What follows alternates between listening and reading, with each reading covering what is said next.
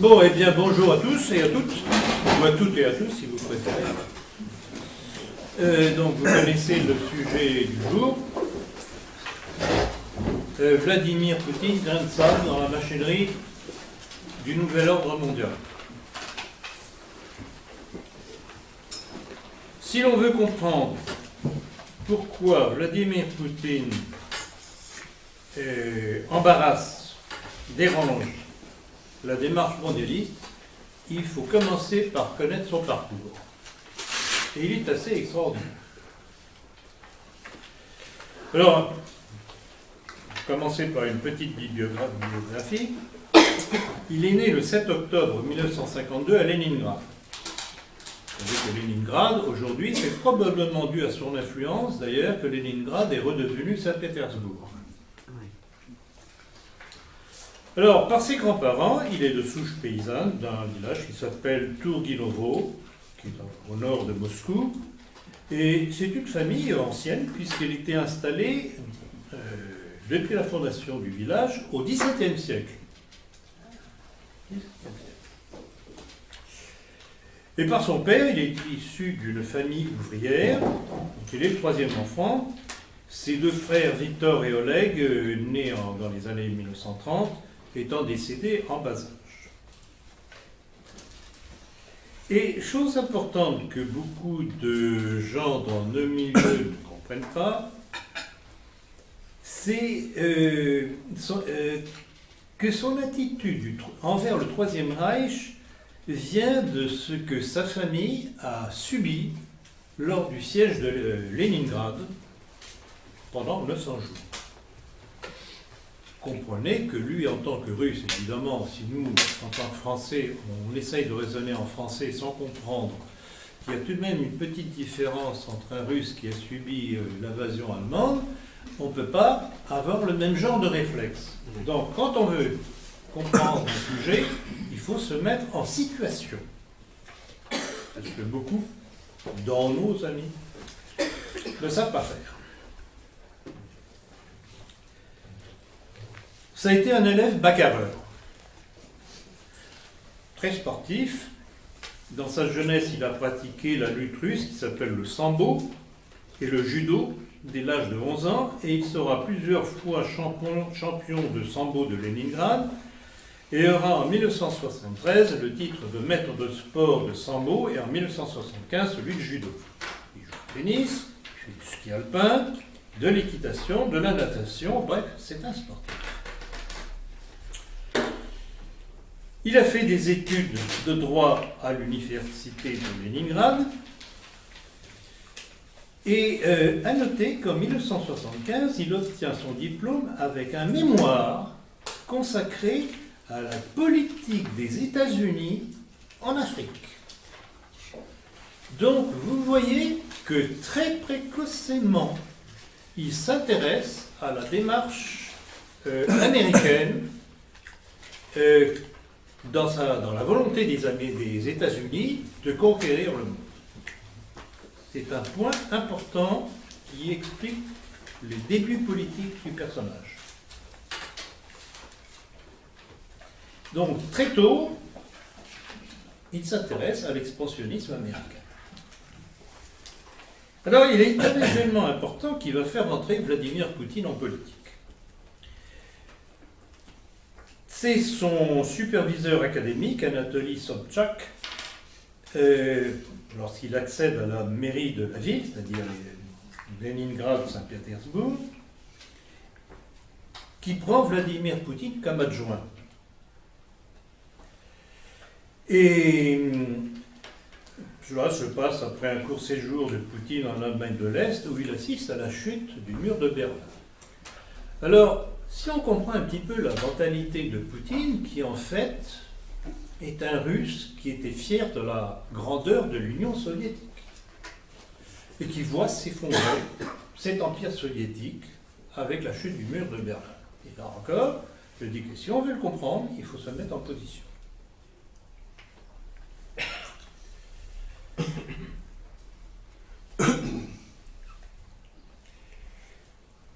Alors, il y a une période sur laquelle je n'ai pas trouvé grand-chose, mais on sait qu'il rentre à la direction du KGB à Leningrad, où il sera chargé du contre-espionnage, des gardes-frontières, du renseignement extérieur, de la lutte contre les opposants et la protection des personnalités. Il servira pendant plusieurs années et deviendra officier opérationnel dans le service de contre-espionnage local, chargé de la police politique contre les dissidents et autres éléments antisoviétiques. Il est nommé commandant en 1984 et suit une formation à l'Institut Andropov du KGB à Moscou. Il porte alors le nom de code Platov, assez connu quand même, et exerce les fonctions de chef bénévole de son unité d'élèves officiers. À la sortie de l'Institut Andropov, Poutine n'entre pas dans l'appareil central du KGB à Moscou, mais revient à Leningrad, où il est affecté au service des renseignements extérieurs de la Fédération de Russie, donc avec, après la chute de l'Union soviétique, pour regrouper ce qui en restait, ils ont changé le nom, qui est devenu donc Fédération de Russie, qui existe toujours aujourd'hui. Il passe dans la réserve active du KGB des services spéciaux. En 1985, il est envoyé en République démocratique allemande à Dresde, où sous la couverture de directeur de la Maison de l'amitié germano-soviétique, il œuvre pour le KGB. Et après la réunification allemande et le démantèlement du KGB en RDA, il retourne à Leningrad encore pour y reprendre son service opérationnel dans la direction locale du KGB comme directeur ou conseiller aux affaires internationales du recteur de l'université de Leningrad, Anatoly Sobchak, celui qui avait été son professeur à la faculté de droit. Donc on voit que Vladimir Poutine connaissait parfaitement tous les rouages de l'Union soviétique. Et cela allait lui servir plus tard. Nouveau tournant politique important, il devient l'un des plus proches conseillers de Boris Eltsine, qui fera de lui le directeur du FSB qui remplace le NKVD soviétique en 1998. Et l'année suivante, Eltsine le nomme président du gouvernement, ce qui veut dire Premier ministre. Ce poste de directeur du FSB est capital, sera capital pour l'ascension de Vladimir Poutine, car il inclut le service fédéral des communications et informations gouvernementales, le FAPSI, chargé de la surveillance électronique à l'étranger. Le FSB, qui agit dans les anciennes républiques soviétiques, peut conduire des opérations militaires antiterroristes n'importe où dans le monde sur ordre du président. Tous les services d'action et du renseignement en Russie travaillent sous le contrôle du FSB, tel le GRU. On connaît quand même, qui est le renseignement militaire. Les forces spéciales militaires, c'est-à-dire les Spetsnaz, les troupes du ministère de l'Intérieur russe, qui est une espèce de gendarmerie, qui fut particulièrement efficace en Tchétchénie, qui fut la grande première victoire de Poutine. À partir du 31 décembre 1999, à la suite de la démission de Boris Eltsine, il assure par intérim la fonction de président de la Fédération de Russie. Vous voyez la progression. Le 7 mai 2000, après avoir remporté l'élection présidentielle dès le premier tour, il devient président en titre de la Fédération de Russie. Confortablement réélu en 2004, il mène une grande politique de réforme marquée par un redressement de l'économie et une concentration des pouvoirs présidentiels. En 2008, la Constitution lui interdisant de concourir pour un troisième mandat consécutif, il soutient la candidature de Dmitri Medvedev à la présidence, qui, une fois élu, le nomme président du gouvernement. Poutine prend alors la direction du parti Russie Unie. Il est candidat à l'élection présidentielle à nouveau en 2012 avec le soutien de Dmitri Medvedev, président sortant. Et le 7 mai 1912, décembre quand même, 2012, pardon, Vladimir Poutine retrouve la fonction de président de la Fédération de Russie après sa victoire dès le premier tour du scrutin. Dès le début de son mandat présidentiel, il avait montré sa détermination à lutter contre la mafia para-étatique et les fraudes fiscales des oligarques, juifs pour la plupart, qui avaient fait fortune sous Helsinki en accaparant les ressources et des débris de l'Union soviétique. Vous connaissez plus ou moins un certain nombre d'affaires qui eurent lieu à l'époque. Beaucoup furent poursuivis en justice, tel le banquier Sergei Mavrovny et l'emblématique Mikhail Khodorkovsky, ex-patron du groupe pétrolier Yukos, condamné à 8 ans de prison pour escroquerie et évasion fiscale à très grande échelle, et emprisonné en Sibérie. Or, ce qui fut la perte de Khodorkovsky, c'est que, ayant acquis Yukos à la chute de l'URSS dans des conditions douteuses, au milieu des années 1990, pour à peine 309, retenez le chiffre, 309 millions de dollars, dans le cadre de privatisation à l'époque qualifiée de hold-up du siècle, il allait, après avoir acquis une autre société russe pétrolière, le Stibneft, en 2003, devenir la première compagnie pétrolière russe et la 4e au monde. Ça représentait tout de même un poids considérable pour Khodorkovsky. Or, c'est le projet de Khodorkovsky de céder Yukos Stibneft aux pétroliers américains d'ExxonMobil et de Chevron Texaco pour 40 milliards de dollars. Petite parenthèse, je vous rappelle qu'il avait acheté 309 millions. Petit bénéfice. Et en perspective d'une fusion partielle avec les Américains, c'est ça qui perdit Khodorkovsky. Et rappelons encore qu'il avait noué des contacts avec la firme Halliburton, entreprise énergétique sur le pétrole, dirigée par qui? Par Dick Cheney.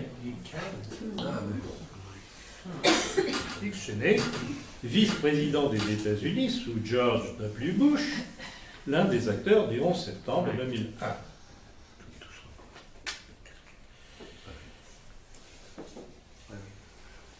On comprend que Poutine, évidemment, n'a eu de cesse que de liquider ce genre d'individus qui étaient alliés avec ce que Poutine, à juste titre, en tant que bon russe, considérait comme l'ennemi de la Russie, les États-Unis. Et si certains expliquent les poursuites contre Khodorkovsky par le danger politique qu'il représentait pour Vladimir Poutine, c'est ridicule, on parlera de ça tout à l'heure encore. La très faible popularité de Khodorkovsky, bien connu des Russes pour toutes ses malversations, n'en faisait pas quelqu'un de particulièrement populaire.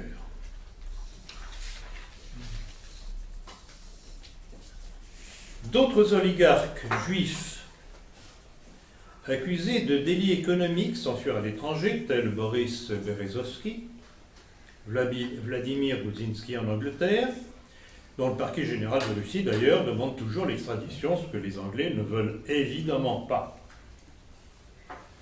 Alors d'autres, par contre, et ça c'est encore une facette curieuse de Poutine qu'il faut connaître, c'est que d'autres oligarques juifs, tels Roman Abramovitch, Anatoly Chubay et Vladimir Potanin, se sont rapprochés du pouvoir et ont trouvé, Poutine leur a donné des places dans l'administration du pays.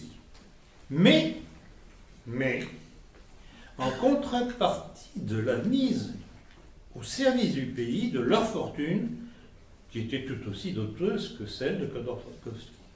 Donc vous voyez le personnage qui à la fois tord le cou à ces grands financiers cosmopolites et qui en même temps récupère certains, mais à condition qu'ils travaillent pour le bien du pays.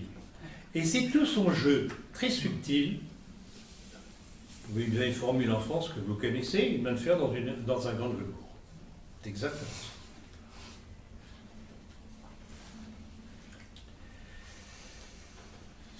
Incontestablement, si la Russie, sous la poigne de Poutine, s'est relevée économiquement et si la législation et la réglementation financière et économique ont fait d'énormes progrès, il n'est tout de même pas, il faut le reconnaître malheureusement, parvenu à éradiquer toute cette mentalité de prévarication, de trafic plus ou moins douteux, etc. Car on ne fait pas en un jour, en un claquement de doigts, un retour sur toutes les mauvaises habitudes qui ont été prises pendant des années à la fin du régime soviétique. Et du temps d'Elstine, bien entendu. C'est ce que, là encore, un reproche qu'on fait souvent dans nos milieux à Poutine, oui, mais on aimerait bien les y voir, eux, comment ils pourraient remettre les choses en place. Et si je parle de cet aspect-là de Poutine, c'est que je me mets parfaitement dans sa position. Si jamais un jour on pouvait arriver au pouvoir, nous aurions exactement le même type de problème. Comment remettre de l'ordre dans ce foutoir que nous avons?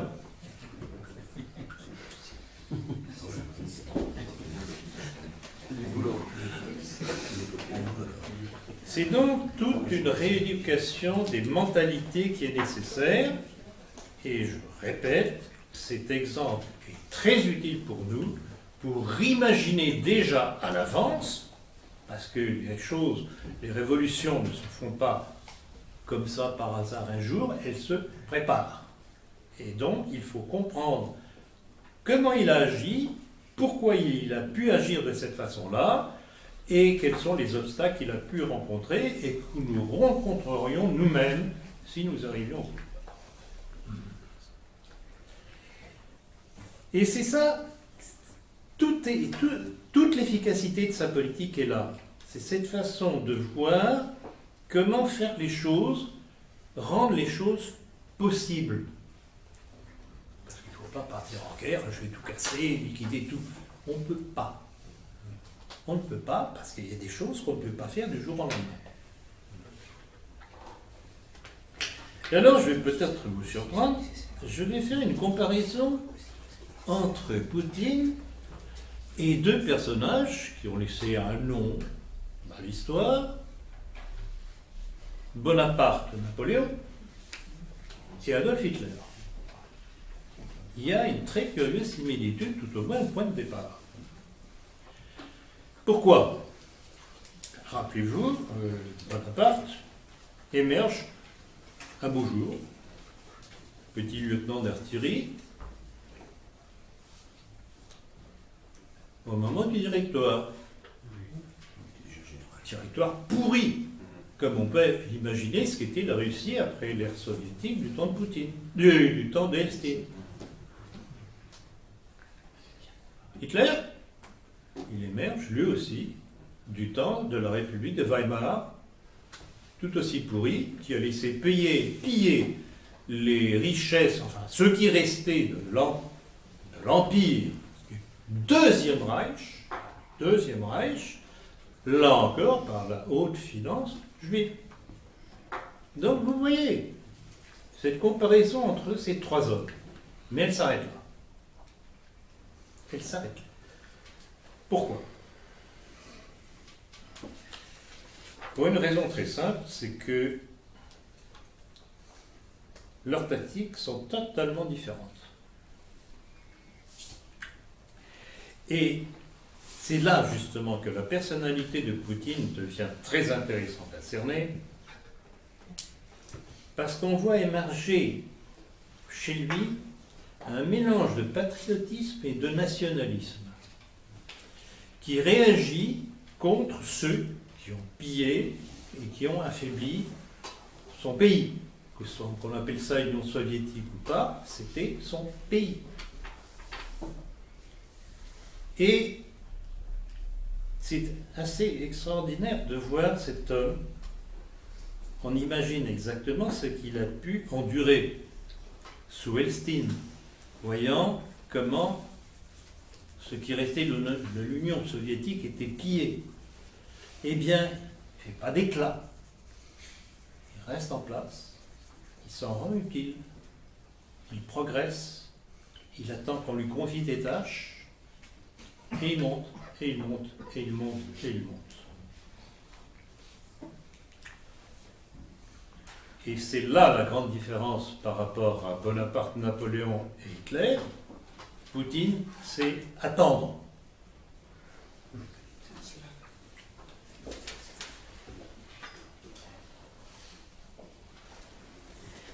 Et quand on voit sa démarche, comment il a tout de même mis au pas une grande partie de tous ces oligarques cosmopolites, c'est là qu'il faut voir la haine du mondialisme contre lui. Parce qu'il a touché à un des leurs. Non seulement un des leurs, mais à beaucoup d'entre eux. Et il était donc fatal qu'il arrive à une confrontation avec le mondialisme porté par le judaïsme américain, allié aux oligarques, prévaricateurs, cosmopolites, qu'il avait mis au pas. Et c'est à partir de là, à mesure qu'il restaure la puissance de son pays, qu'il casse les reins à la finance cosmopolite, qu'il devient le grain de sable dans la machinerie du nouvel ordre mondial.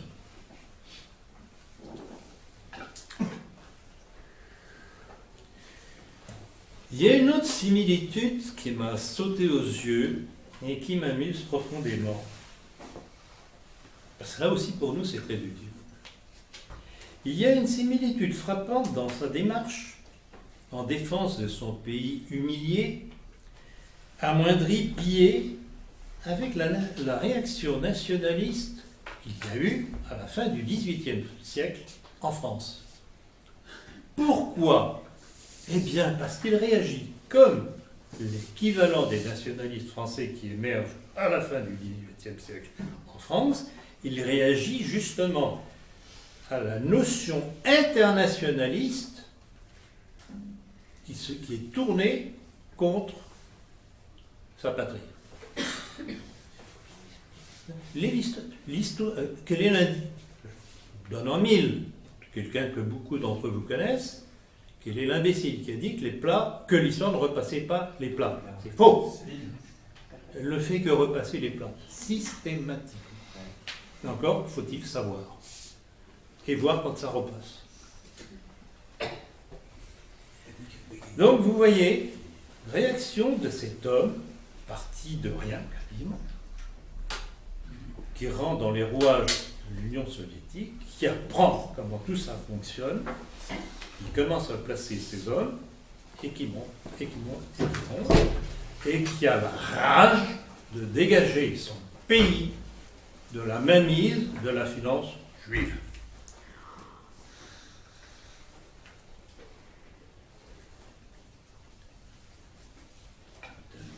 En fait, c'est l'histoire. C'est l'histoire de son pays qui a rattrapé Poutine.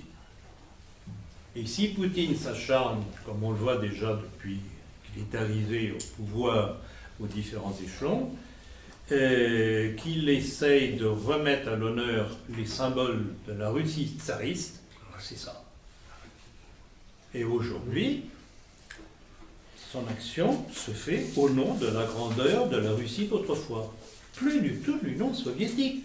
De temps en temps, il y a certains aspects qui peuvent surprendre, mais fondamentalement, c'est la grande époque de la Russie tsariste qui émerge avec l'orthodoxie. Avec l'orthodoxie. Très important. Ceux qui sont abonnés à la politique ont vu, il y a eu plusieurs articles dessus, il y a même une illustration. Et vous savez que quand il a des décisions importantes à prendre, il se rend dans certains monastères où il a ses entrées pour discuter avec les moines orthodoxes. Et donc, c'est un très curieux personnage, issu de l'Union soviétique, donc pas particulièrement religieux, apparemment. Et là encore, je répète, c'est l'histoire de son pays, la grande histoire de son pays qui le rattrape, dans ses aspects à la fois politiques et religieux.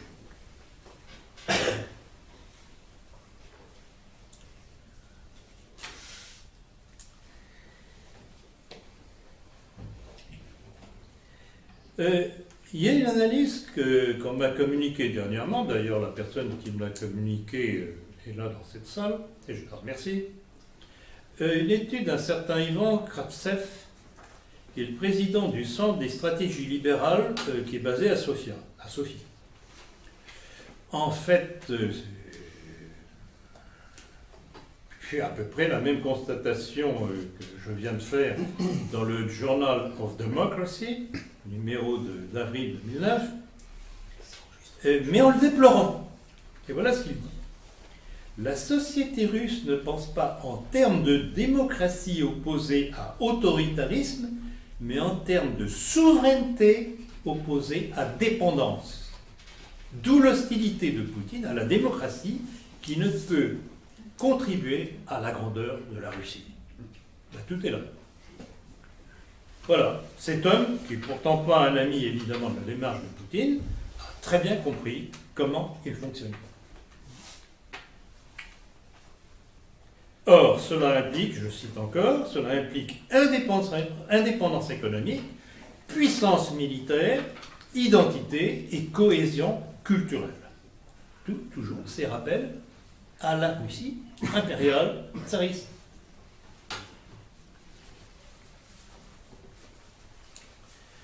Alors, évidemment, au fur et à mesure qu'il monte, qu'il prend des responsabilités, qu'il liquide toute cette mafia qui entourait le système soviétique, puis de Poutine,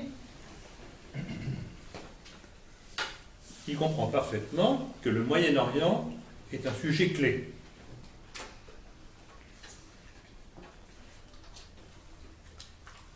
Sur le plan stratégique, géopolitique, énergétique et minier.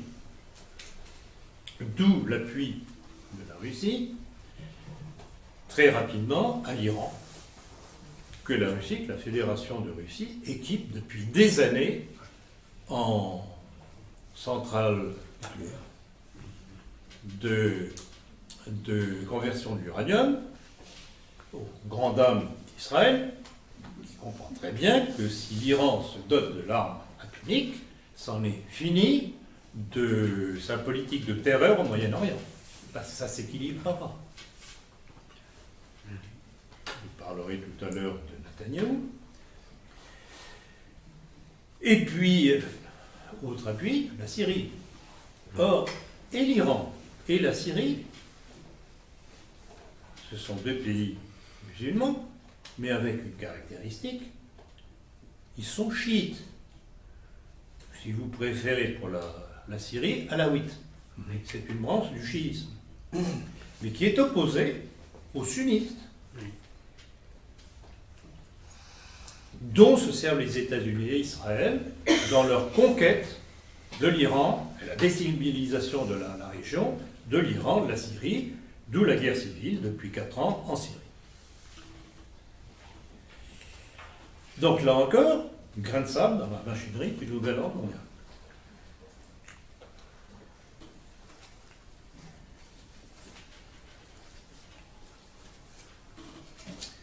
En fait, tout le drame du Moyen-Orient, dans lequel Vladimir Poutine interfère de plus en plus, découle de l'alliance de deux fanatismes religieux. Le sunnisme et le wahhabisme soutenu par le biblisme protestant et le rabbinisme talmudique. C'est ça qui crée tous les drames que vivent les peuples et les pays du Moyen-Orient. Alors, évidemment, il ne faut pas croire que les autres sont restés tranquillement dans le coin à constater les progrès de Poutine. Rappelez-vous qu'il y a eu déjà une tentative de déstabilisation grâce entre autres par un certain George Soros. Une tentative de révolution orange, comme ils ont réussi d'ailleurs en Géorgie, et comme ils viennent de réussir il y a quelque temps en Ukraine. Le problème, c'est qu'avec Poutine, ça ne se passe pas aussi facilement que ça.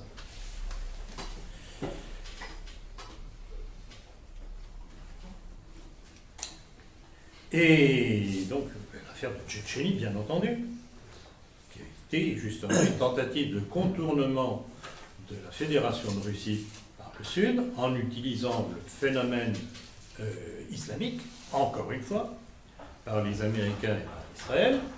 Et vous savez comment Poutine a réglé le problème. Il n'est pas allé par 4 chemins. Rappelez-vous sa fameuse phrase, je ne dirais pas que c'est un modèle d'élégance, en tout cas il était efficace. Il a annoncé qu'il irait les chercher jusque dans les chiottes. Vous vous rappelez? Chiotte ou pas chiotte, ça a été tout de même réglé. Bon, tout de même, ils se sont rappelés quand même que malgré tout, même si c'est réglé, il peut toujours y avoir des rechutes parce que les autres continuent toujours à essayer de déstabiliser. Et ça, c'est un phénomène qu'il faut bien connaître en politique. Rien n'est jamais terminé, ni dans un sens, ni dans l'autre.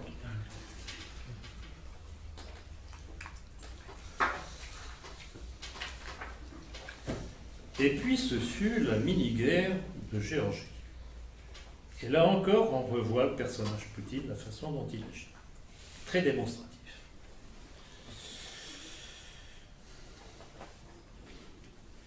Là encore, ça faisait partie de choses qui nous paraissent incompréhensibles de la part de l'Union soviétique.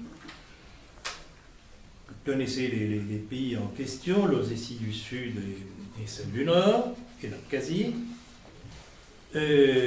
Or, celle du Nord était restée dans le giron de l'Union soviétique, et pour quelle raison l'Ossétie du Sud avait été confiée à la Géorgie? En partie. C'est une administration assez bancale, enfin, je ne sais pas exactement comment ça fonctionnait. Ce sont les grandes lignes qui m'intéressent, et puis l'Abkhazie aussi. Et alors, comme plus tard avec l'Ukraine, c'était exactement la même chose. La faute première revient à ce découpage absolument artificiel fait par l'Union soviétique, et notamment par Khrouchtchev.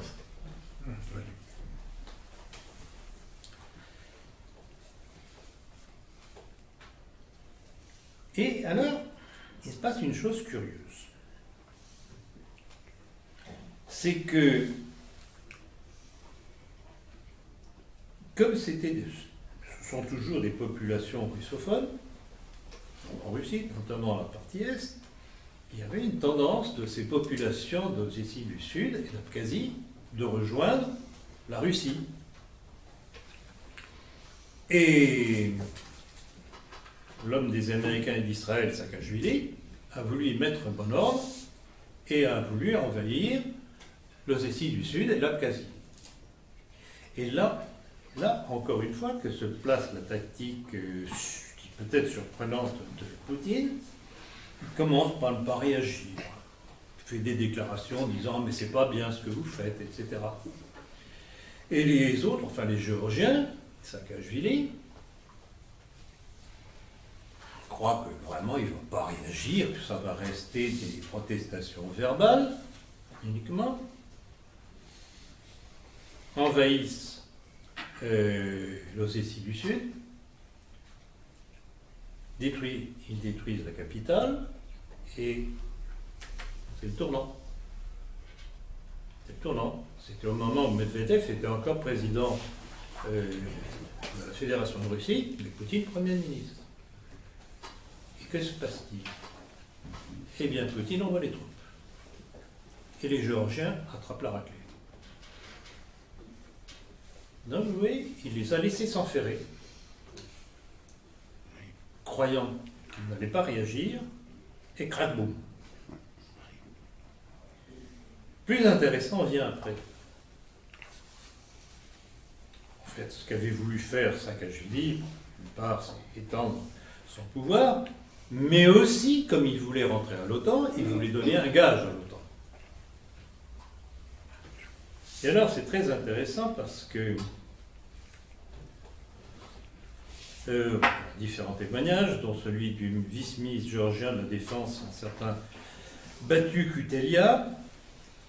J'ai trouvé ça dans Valeurs Actuelles, le 14 août 2008, qui signale que le budget militaire géorgien, pourtant ce n'était pas un pays très riche sous Saakashvili en tout cas, avait atteint 2 milliards de dollars, soit un quart du budget national. Vous vous rendez compte ce que ça représente, un quart du budget national, pour un petit pays comme ça. Or, et l'argent et l'armement n'étaient quand même pas venus tout seuls. Hein?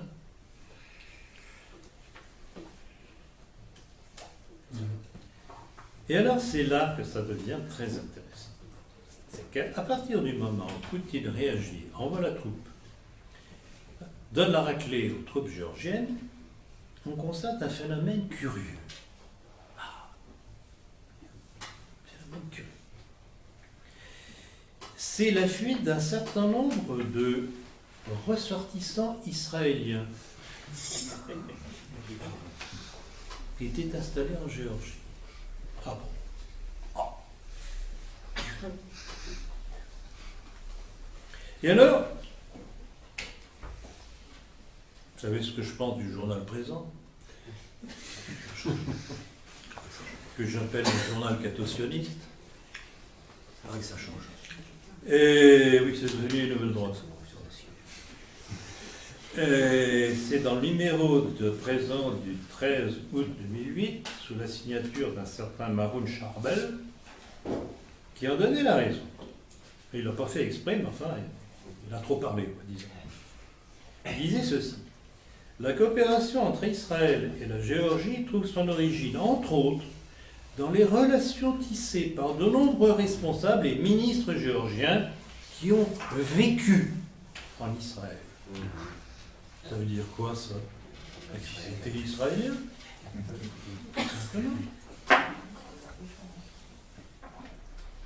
Et on sait par exemple que le ministre de la Défense géorgien s'appelait David Kezersashvili et celui de la réintégration, Temur Yaakov Yashvili.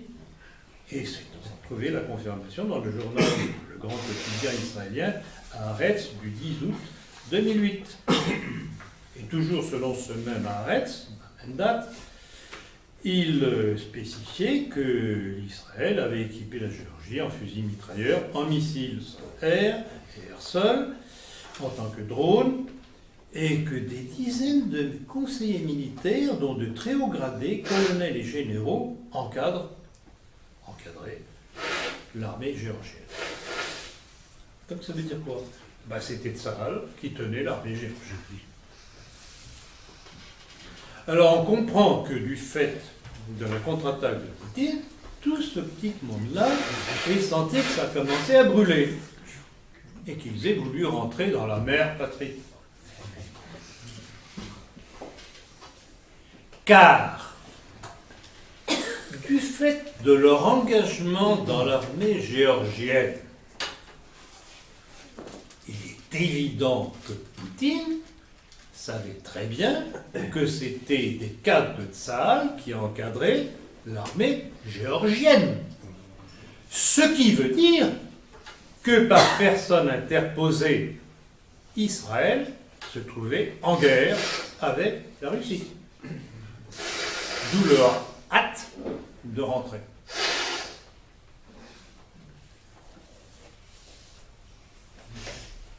Et Maroun Charbel, que je citais tout à l'heure, poursuivait, Israël marche sur des œufs.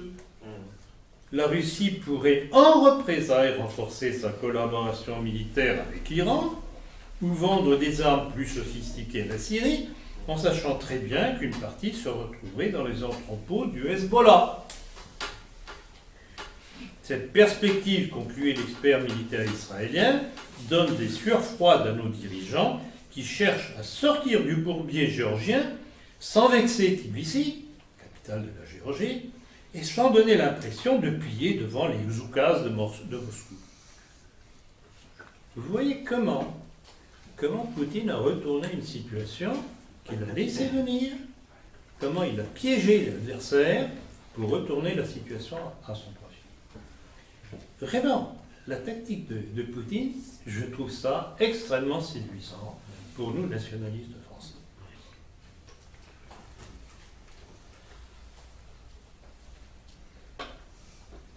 Alors, une chose à laquelle pas mal de gens n'ont pas fait attention, et j'en parle dans mon livre Le complot mondialiste, très peu de temps après l'échec de l'opération américano-sioniste en Géorgie, allait se produire un événement qui a eu quelques grosses conséquences sur le plan mondial. Ce fut le crash de 2008, à l'automne 2008, rappelez-vous. Or, toutes ces déclarations sur la présence des troupes israéliennes, enfin des conseillers et l'encadrement israélien des troupes de mer, ça datait d'août.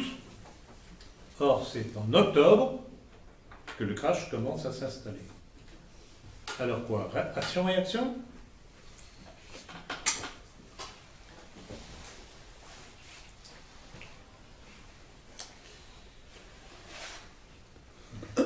D'où une question qu'il faut se poser. Cette crise a-t-elle été la conséquence de mauvaises appréciations des milieux financiers de Wall Street et d'ailleurs, eux ne comprenant pas l'endettement des banques avec l'histoire des subprimes et compagnie, ou bien est-ce que ça a été voulu? Car après tout, qui dirige les finances américaines? Sinon la Federal Reserve, qui fabrique la monnaie américaine qui plus est. Or, vous savez, vous devriez le savoir, que la Federal Reserve est la propriété de 12 grandes banques entre les mains des grandes familles juives bancaires des États-Unis. Alors, sont-ils à ce point nuls qu'ils n'ont pas vu venir alors qu'ils ont la charge de l'économie américaine? Alors, je répète, c'est qu'ils ont voulu.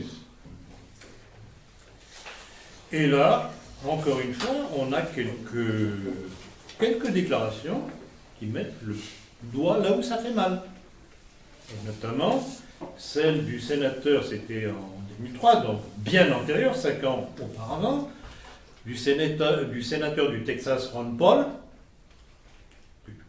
qu'on connaît un petit peu chez nous, qui fut un ancien candidat à la présidence des États-Unis et qui avait accusé la Federal Reserve de préparer la crise de l'immobilier devant entraîner une crise financière mondiale majeure. Ben oui, on l'a vu.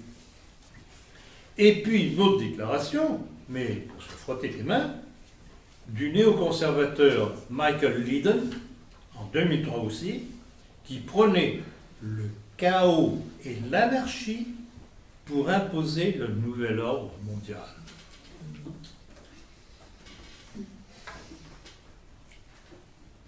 Donc c'est pas par hasard que cette crise apparaissait. Ça a été voulu. Et en fait, c'était la poursuite de la fameuse déclaration de Paul Warburg, que je répète souvent parce qu'elle est fondamentale à connaître, quand il disait devant le Sénat américain le 17 février 1950, nous aurons un gouvernement mondial, que ça le plaise ou non.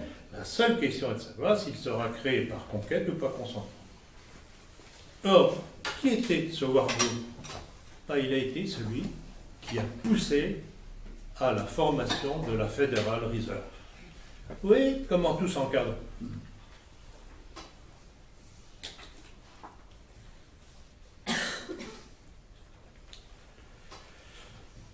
Il est évident que dans la stratégie mondialiste de contournement de la Russie par le Sud, en vue de son élimination de cette région stratégique, le déclenchement de la guerre civile en Syrie était un élément fondamental et primordial pour les conjurés du nouvel ordre mondial.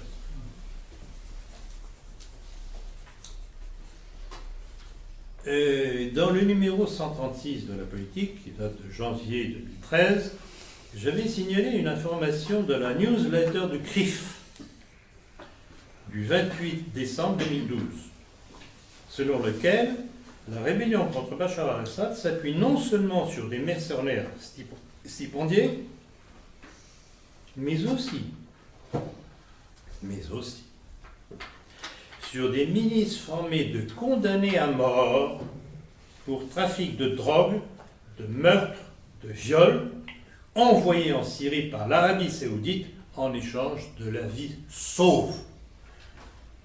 Et on vient s'étonner des massacres du Daesh à l'État islamique. Ben voilà. Voilà. Ce sont des criminels. Et cela, c'était évidemment bien avant qu'on nous parle, avec des trémolos d'indignation dans la voix, de l'État islamique d'Abu Bakr al-Baghdadi, alias Simon Elliott, agent du Mossad, comme l'a révélé Edgar Snowden, qui est un ancien de la CIA, qui a vraiment mis les pieds dans le plat par rapport à son pays et les services de son pays. Les commanditaires étaient les mêmes. Donc la chute de Bachar el-Assad serait non seulement une défaite géopolitique lourde de conséquences pour la Russie, mais aussi la victoire de l'éternelle haine juive contre le christianisme. Parce que qu'est-ce que l'on constate de la part de tous ces mouvements insurrectionnels de cet islam dit radical? C'est qu'ils s'acharnent sur toutes les communautés, y compris musulmanes, contre les chiites et les alaouites, mais bien entendu contre les communautés chrétiennes, qui sont parmi les plus vieilles communautés au monde, au Moyen-Orient. Donc vous voyez ce jeu pervers de se servir de cet islam radical pour liquider tout ce qui peut être liquidé encore de la chrétienté. Alors, vous savez que les médias nous appreuvent des raids aériens, des frappes américaines contre le Daesh, l'État islamique. Mais qui bombarde-t-il exactement? Quand on apprend par des cartes du Wall Street Journal que depuis le début des frappes, le territoire occupé par le Daesh en Syrie a triplé. Curieux. Curieux, alors que les Américains savent si bien faire le tapis de bombe. Rappelez-vous la dernière guerre mondiale. Rappelez-vous entre autres la Serbie, entre autres choses. Rappelez-vous l'Irak avant. Ils savent très bien faire le tapis de bombe quand ils veulent démolir quelqu'un. Alors comment se fait-il, je livre ça à votre appréciation, comment se fait-il que l'État islamique, le Daesh, ait triplé l'étendue de ses territoires en Syrie? C'est donc qu'ils bombardent les troupes de Bachar el-Assad.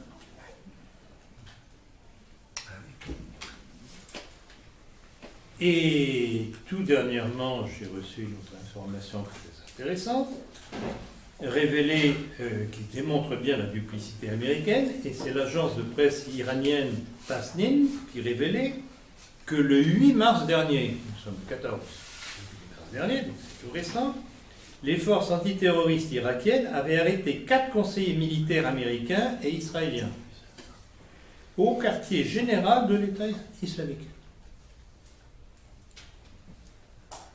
Or, c'était de ce quartier général que sont organisées les opérations dans la province de Ninive au nord de l'Irak.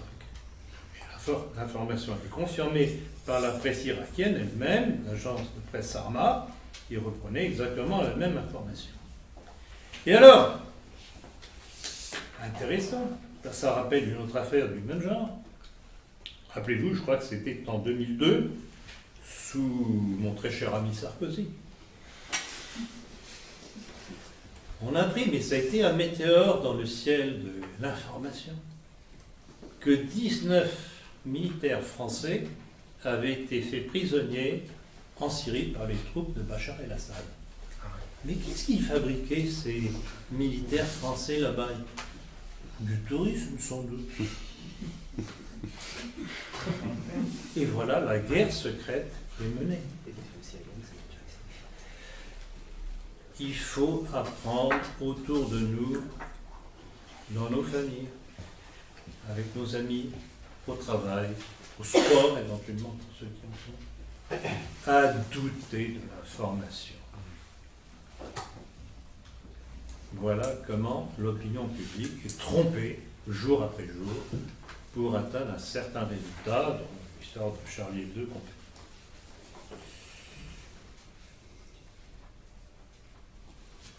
Or, ces 19 militaires français, je n'ai jamais pu savoir ce qu'ils étaient devenus. Y a-t-il eu un échange? En tout cas, silence sur le mur. Terminé.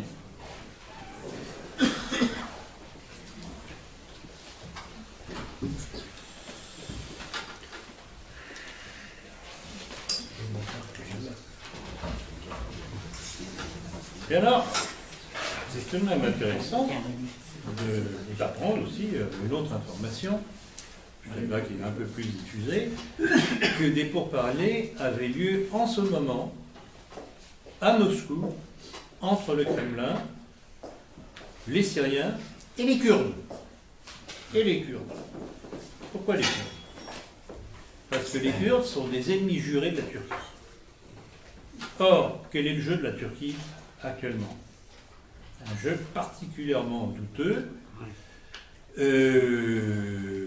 qui à la fois, soi-disant, soutient les Palestiniens dans la bande de Gaza, mais à la fois soutient les ennemis de Bachar el-Assad. Pourquoi? Parce que l'actuel dirigeant de la Turquie rêve que son pays reprenne le rôle de la grande Turquie de l'État ottoman. Donc vous voyez, les motivations, les petites motivations, grandes motivations des uns et des autres commencent à interférer sur tout ce jeu extrêmement subtil et dangereux au Moyen-Orient. Donc là, visiblement, Moscou entend bien continuer à appuyer Bachar el-Assad, mais s'appuyer aussi sur les Kurdes. Et ça peut être très important. D'abord, les Kurdes, vous avez vu qu'ils ont réussi à sauver, je ne me rappelle plus le nom de la ville, qui était encerclée, qui a failli tomber entre les mains de Daesh. Ils ont réussi à préserver la ville. Donc c'est une chose très importante là, et vous voyez tout ce jeu au Moyen-Orient, loin d'être terminé.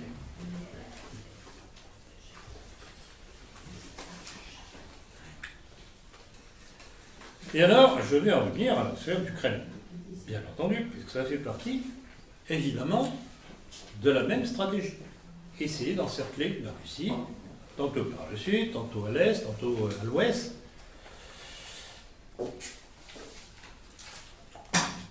Et alors, l'affaire d'Ukraine commence, rien ne commence vraiment jamais, mais disons que dernièrement, à peu près un an, ça commence même pas un an, ça a commencé avec une proposition de l'Union européenne d'association avec l'Ukraine.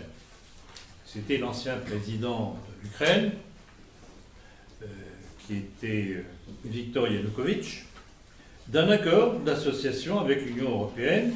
C'était lors du sommet de Vilnius du 29 novembre 2013. Or, Yanukovych, évidemment sous la pression de Moscou, n'a pas accepté. Donc c'était un échec de cette manœuvre, d'essayer d'attirer l'Ukraine dans l'orbite occidentale, d'où la révolution d'Orange de la place de Maïdan. Alors, vous vous rappelez, tout au moins ceux qui sont abonnés à la politique, de ce qui s'est passé à Maïdan. Et aussi, c'était très intéressant de savoir comment les Américains et Israël, toujours plus de même, ont joué dans cette affaire-là, y compris des soi-disant nazillons de Svoboda et de, comment s'appelle l'autre, machin Tractor, Tractor.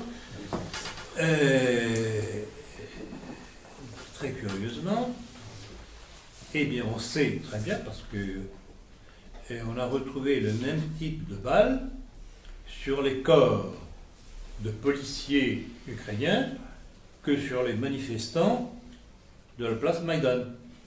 Donc, les snipers, à la fois américains et israéliens, tiraient alternativement sur les uns et sur les autres pour faire monter la température. Pure provocation. Et ils ont réussi. Ils ont réussi. Alors, tout de même, je voudrais revenir sur ce curieux phénomène. On nous présente Svoboda et les autres comme des nazis, etc., ultranationalistes. Ah bon? Mais ils servent à quoi? Ils servent l'Amérique sioniste, les intérêts d'Israël. Et en plus de ça, pour parfaire le tableau, ils ont reçu l'onction d'un certain Bernard-Henri Lévy, et d'un certain Laurent Fabius, et d'un certain Saakashvili. Ça vous semble pas étrange, ça, quand même? Ça fait beaucoup. C'est beau. Oui, les mots ne veulent plus rien dire. Alors, vous avez dans nos milieux qui sont pro-ukrainiens parce qu'on leur a dit qu'il y avait des petits nazions. À Hitler. Ils ont tout compris.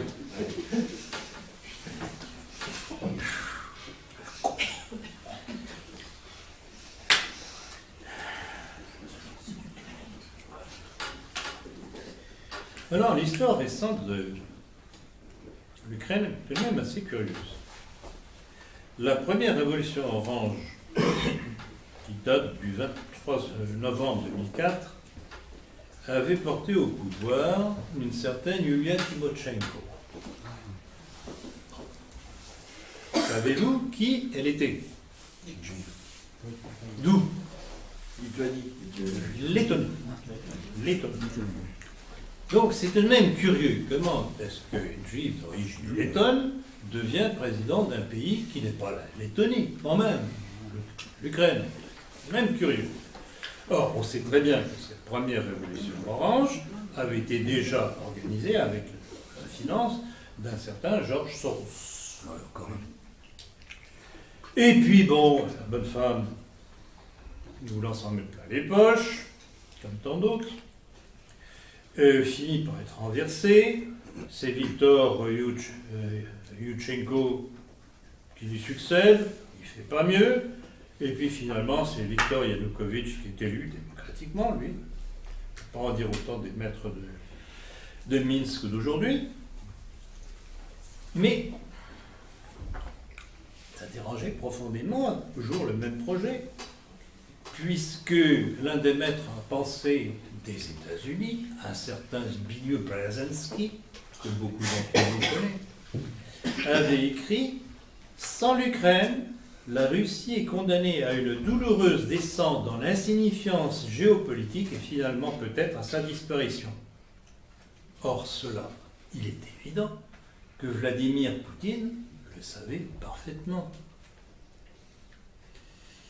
Oui, action, réaction, action, réaction, action, réaction. Donc, ils n'eurent de cesse que de faire tomber l'Ukraine dans le giron de l'Occident sioniste. Ils ont réussi. Pour en revenir à Svoboda, une citation que j'avais oubliée. Un certain, son leader, Oleg Tyakhibok, en 2002, avait déclaré « Je n'ai rien contre les juifs, j'ai même des amis juifs ». Et je rappelle que c'est lui qui a reçu l'onction Bernard-Henri Lévy et tutti quanti.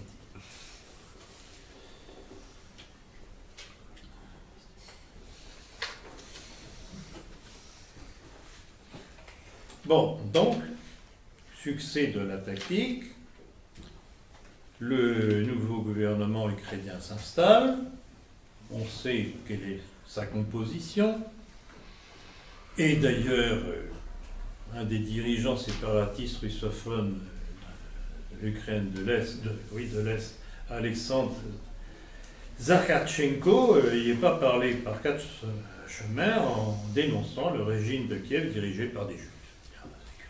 Encore. Mais oui, ils sont là, encore. Et qu'on gratte un petit peu, c'est curieux, on trouve.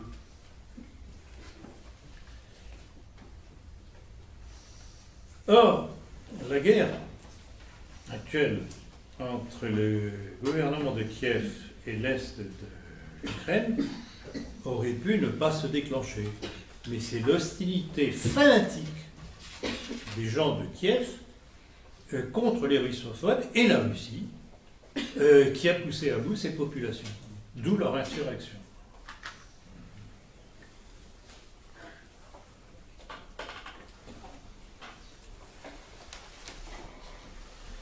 Alors, il est évident que face à la façon dont systématiquement Vladimir Poutine contre, ou essaye de contrer, parce qu'il ne réussit pas toujours, en tout cas en Ukraine, c'est pas terminé, il y a une question qui se pose au monde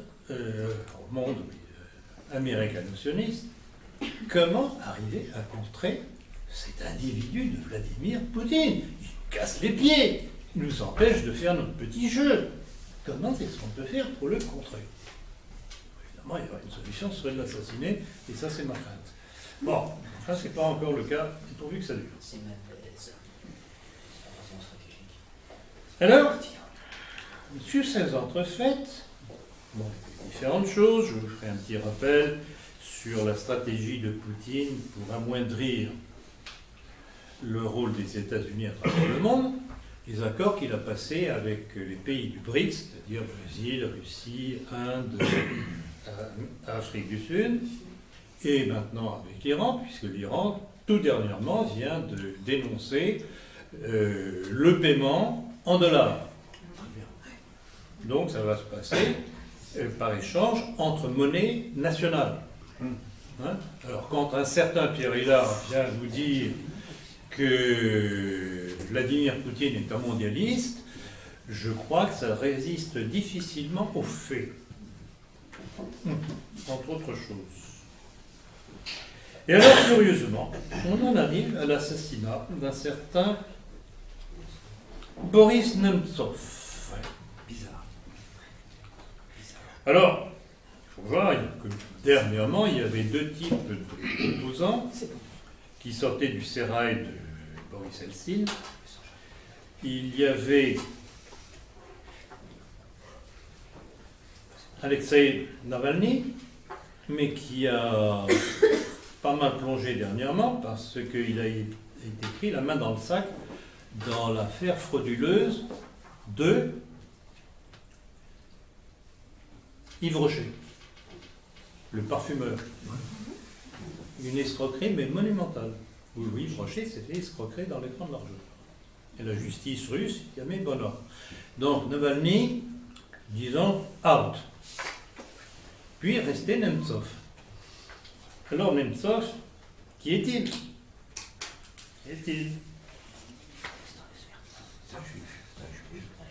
Alors, il est le fils de Yelim Davidovitch Nemtsov et de Nina Yakovlevna née Heidman, de confession juive. Et c'est pareil qu'il est le petit-neveu de Yakov Svertlov, alias Yankel Solomon, qui fut... Mais ne riez pas, voyons. Qui fut le responsable de l'assassinat du tsar Nicolas II et de la famille impériale. Comment on se retrouve? Comment on se retrouve? Alors, une anecdote qui court, qui dit que sa grand-mère l'aurait baptisé quand il était encore bébé. Bon, si l'affaire est vraie, ben, ça en fait un marade malgré lui.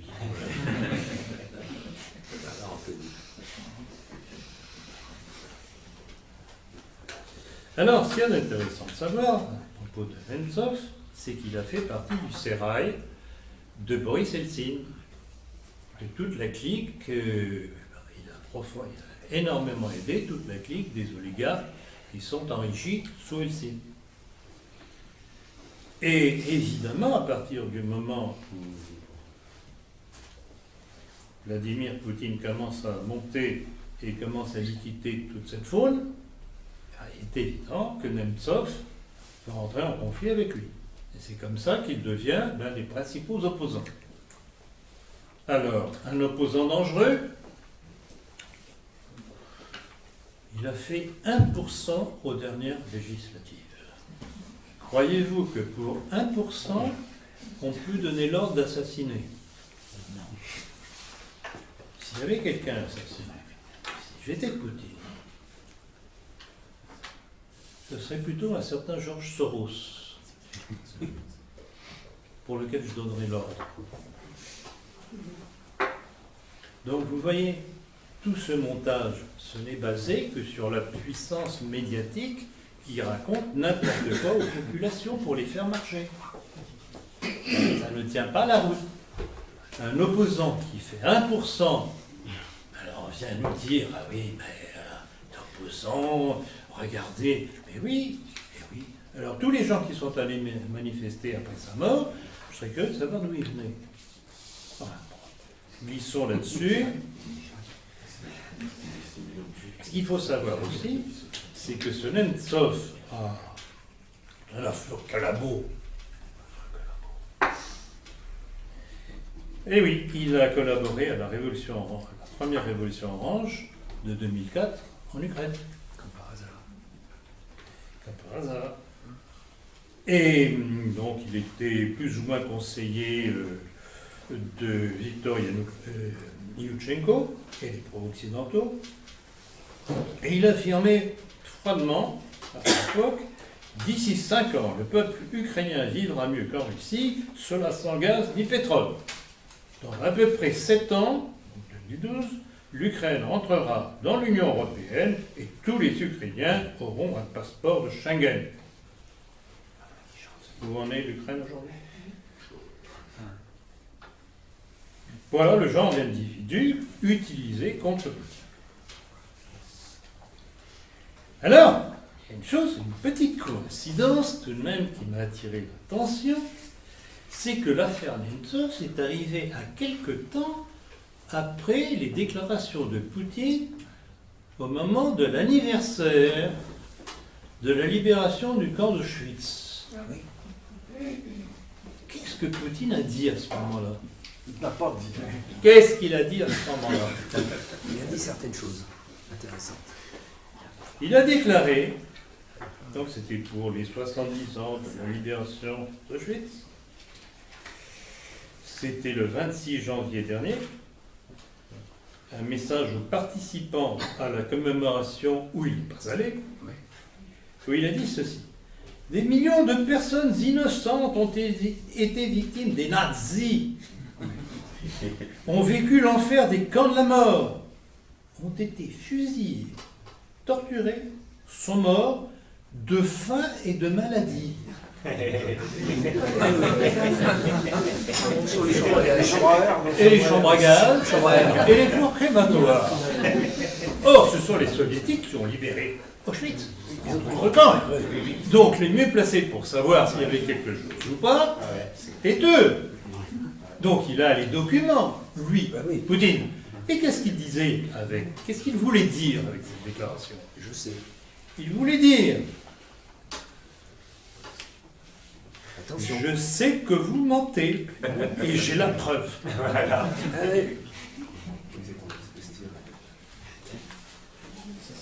Les choses électriques. Vous comprenez, je ne dirais pas mon amour pour Poutine, mais ma compréhension totale de sa politique. Parce que si j'étais en position, je vous garantis que je ferais à peu près la même chose. Et là, je ne suis pas en position.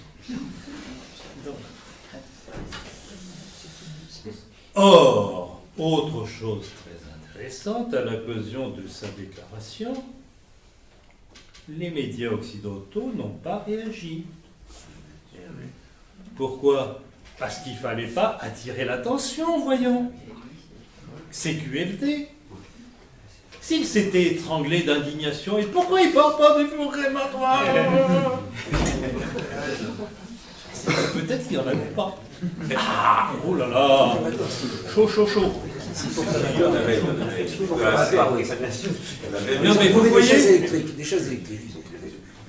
C'est dans la preuve. alors bon, je vais revenir un petit peu sur l'affaire Nemtsov, l'indignation médiatique, tout y est passé, Angela Merkel, le petit François Hollande, le petit Manuel Valls. Oh, Je ne sais pas si vous avez vu ça à propos de Manuel Valls, c'est un de mes hommes préférés, comme Sarkozy. Curieux. C'est Onfray, le philosophe, qui en a sorti une qui vole un petit peu bas au niveau des pâquerettes, mais qui est vraiment excellente. Il a dit dernièrement, parce que Valls en était pris à lui, et Onfray répond, on ne peut pas être à la fois manuel et intellectuel.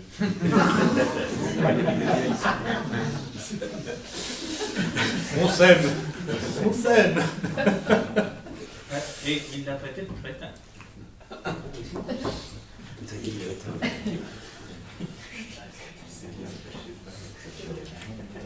Et alors, ce qui est intéressant d'ailleurs, c'est la réaction russe à la suite de l'assassinat de Nemtsov, parce que même le Parti communiste russe, qui n'est pas particulièrement ami de Poutine, qui publie toujours la Pravda, qui commentait, ils ont accusé directement la CIA d'être à l'origine de ce meurtre, avec comme hypothèse d'exécutant, je le cite, le M16 britannique, le Mossad, la dictature saoudienne ou les Ukrainiens. Alors, après tout, c'est qui frit bourricot. La même chose.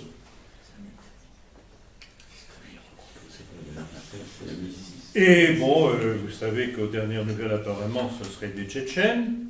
C'est très possible, c'est très possible. Pour embêter Poutine, parce qu'effectivement, des actes même quelque peu liquidés.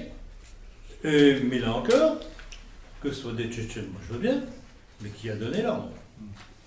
Qui a donné l'ordre? Au profit de qui? Toujours la même chose. Donc, incontestablement, cette affaire Nemtsov doit être considérée comme une tentative de recréer les conditions d'une révolution orange à Moscou. Apparemment, ça n'a pas marché. Or, il faut remarquer aussi que cette affaire Nemtsov est survenue au moment où un certain Benjamin Netanyahou est allé prêcher au Capitole devant le Congrès à majorité républicaine, donc totalement sioniste, la croisade contre l'Iran, allié de la Russie. Et l'on comprend l'accusation de Sergueï, et je vais le reciter, je l'avais cité dans ma dernière conférence, mais sa citation est fondamentale pour comprendre que les Russes ont compris, et le fond du problème. Donc Lavrov, qui est le ministre des Affaires étrangères de Russie, le 13 août 2014, disait ceci dans son discours au corps diplomatique. Les USA, pour tenter de ralentir leur déclin, entraînent le monde vers le chaos et la tyrannie. C'est exactement ce que nous vivons. Le chaos et la tyrannie. Et rappelez-vous la devise du billet $1, Ordo ab Carlos. On retombe toujours dans les mêmes éléments, par les mêmes individus, toujours la même chose. Et ce besoin pour les États-Unis, c'est le même pour Israël. Israël va disparaître, j'en suis persuadé. Alors, le danger, c'est la Troisième Guerre mondiale.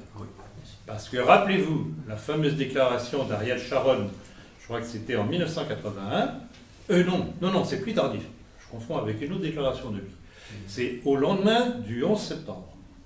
2001. Du 11 septembre, dans lequel il disait que si, pour la survie d'Israël, il était nécessaire de déclencher une Troisième Guerre mondiale, il n'hésiterait pas. On en est là. On en est là. Et ça explique tous les coups tordus, tous les false flags sanglants que l'on vit depuis au moins le 11 septembre, et même avant, rappelez-vous l'affaire Gladio, dont j'ai parlé dans mon livre le complot mondialiste.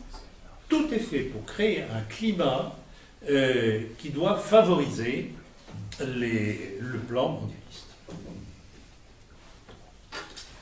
Et voilà pourquoi Vladimir Poutine, par sa politique, est le grain de sable dans le nouvel ordre mondial. Merci de votre attention.